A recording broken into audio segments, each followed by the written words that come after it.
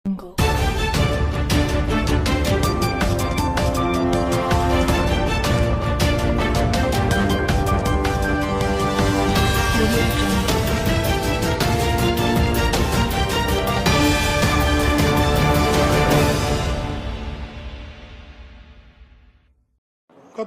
కొన్ని రోజులుగా ఒక తప్పుడు కేసు సృష్టించడానికి, ఒక వ్యక్తిని అరెస్టు చేయడానికి, ఇబ్బంది పెట్టడానికి సిట్ అధికారులు, కొందరు పోలీసు అధికారులు పడుతున్న తపన తాపత్రయం నిజంగా కూడా బాధాకరం.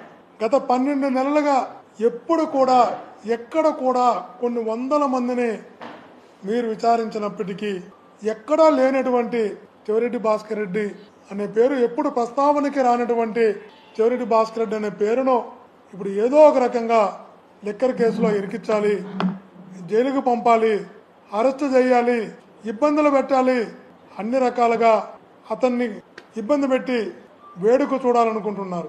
అందుకోసం అనేక మంది అమాయకులను అనేక రోజులుగా తీసుకెళ్లి ఇబ్బంది పెడుతున్నారు. అందులో భాగంగా మొన్న గిరి అనే కానిస్టేబుల్ని తీసుకెళ్లి 5 రోజులు ఇబ్బంది పెట్టారు. ఆ తర్వాత వెంకటేశ్వర నాయుడు అనే అతన్ని వైపుని ఒక చిన్న బెడ్తో పాటు తీసుకెళ్లి 3 రోజులు ఇబ్బంది పెట్టారు. ఇప్పుడు బాలాజీ అని, బాలాజీతో పాటు మరికొంతమందిని తీసుకెళ్లి గత ఆదివారం నుంచి నానా ఇబ్బందులు పెడుతున్నారంట, నరకం చూపిస్తున్నారంట. కాళ్ళు చేతులు కట్టేసి వాళ్ళకి నరకమెట్టుందో చూపిస్తున్నారు. కారణం ఒకటే, వాళ్ళు అడిగేది ఒకటే, మీరు సంతకాలు పెట్టాలి, భాస్కర్ రెడ్డికి సంబంధం ఉంది, మీరు మేము చెప్పినటువంటి స్క్రిప్ట్ని వీడియో చేయాలి అని ఒక రహస్య ప్రదేశంలో పెట్టి, సిట్లో కూడా కాదు, గత 3 రోజులుగా ఆదివారం నుంచి ఈరోజు మంగళవారం ఒక రహస్య ప్రదేశంలో పెట్టి వాళ్ళకి నరకం చూపిస్తున్నారు. మీరు ఏం సాధించబోతారో అర్థం కావడం లేదు, మీరు ఏం సాధించాలనుకుంటున్నారో అర్థం కావడం లేదు. అరెస్టు చేయాలనుకుంటే అరెస్టు కావడానికి సిద్ధంగా ఉన్నామని చెప్పాం. మీరు శిక్షించాలనుకుంటే శిక్షలు ఎదుర్కోవడానికి, అన్యాయంగా మీరు ఏ శిక్ష విధించాలనుకున్నా దాన్ని ఎదుర్కోవడానికి సిద్ధంగా ఉన్నామని చెప్పాం. మీరు జైలుకి పంపాలనుకుంటే మీ సిట్టి కార్యాలయానికి వస్తాం, అరెస్టు చేసి జైలుకి పంపండి అని చెప్పాం. కానీ చిన్న చిన్న ప్రాణాలను చంపేయద్దు అంటున్నాం, చిన్న ప్రాణాలకు నరకం చూపించద్దు అంటున్నాం, చిన్న ప్రాణాలు జీవితం అంటే భయపెట్టేలా చేయొద్దు అంటున్నాం. మీకు తెలుసు, మీ మనసాక్షికి తెలుసు ఇందులో ఏ కేసు లేదు, ఏ తప్పు లేదు అని.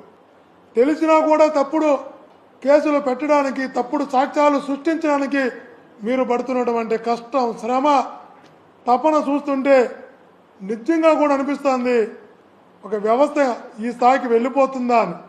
కొన్ని పేర్లు రాసుకున్నారంట. ఏ అనే పేరు కసిరెడ్డి రాజు పేరు చెప్పాలి, బి అనే పేరు ఈ పేరు చెప్పాలి, సి అనే పేరు ఈ పేరు చెప్పాలి. అంటే మీరు ఒక పేర్లు పెట్టుకొని నాతో కూడా ఉన్న వాళ్ళు ఎవరైతే ఉన్నారో వీళ్ళందరికీ ముందుగానే ఒక లిస్టు ప్రిపేర్ చేసుకున్నారంట, ఒక సీట్ రెడీ చేసుకున్నారంట. ఆ సీట్లో ఒక పేరు గిరి అనే కానిస్టేబుల్ ఈ పేరు చెప్పాలి, మదన్ అనే కానిస్టేబుల్ ఈ పేరు చెప్పాలి, బాలాజీ అనే అతను ఈ పేరు చెప్పాలి, నవీన్ అనే అతను ఈ పేరు చెప్పాలి. ఇలా ముందుగానే ప్రిపేర్ చేసుకొని ఆ ప్రకారము మీరు కొట్టి, బెదిరించి, భయపెట్టి, నరకం చూపించి వాళ్ళ చేత ఆ పేర్లు తెప్పించుకునే ప్రయత్నం, వాళ్ళతో సంబంధం ఉండదని చెప్పించుకునే ప్రయత్నం, తద్వారా కేసులో ఇరికించి జైలుకి పంపించాలనే ప్రయత్నం. ఇంత అన్యాయం కదా, ఇది అధర్మం కదా. ఒక స్క్రిప్ట్ రెడీ చేసుకునే స్క్రిప్ట్ ప్రకారం వాళ్ళందరి చేత బెదిరించి ఏ విధులను అమాయకుల్ని మీరు నొప్పిస్తున్నారు, కష్టపెడుతున్నారు, నరకం చూపిస్తున్నారు. ఖచ్చితంగా చెప్తున్నా, ఈ పాపాలు ఊరికే పోవు, ఈ పాపాలు ఎవరికి కూడా ఊరికే పోవు. ఘట్టమనేని శ్రీనివాస్ అనే అతను ఇక్కడ ఎస్పీగా పనిచేశారు, సీరియస్గా పనిచేశారు, డిఐజీగా వెళ్ళారు. వాళ్ళు చెప్తున్న చిట్ట అధికారుల ద్వారా మనకు తెలుస్తున్న విషయం ఒకటే ఒకటి, స్క్రిప్ట్ మొత్తం ఆయనే పంపిస్తున్నాడు, స్క్రిప్ట్ మొత్తం శ్రీనివాస్ గారే రాస్తున్నారు, స్క్రిప్ట్ క్వశ్చన్లు మొత్తం ఆయనే చేస్తున్నారు, ఎవరి పేరుతో చెప్పాలనేది తనే ఇస్తున్నాడు.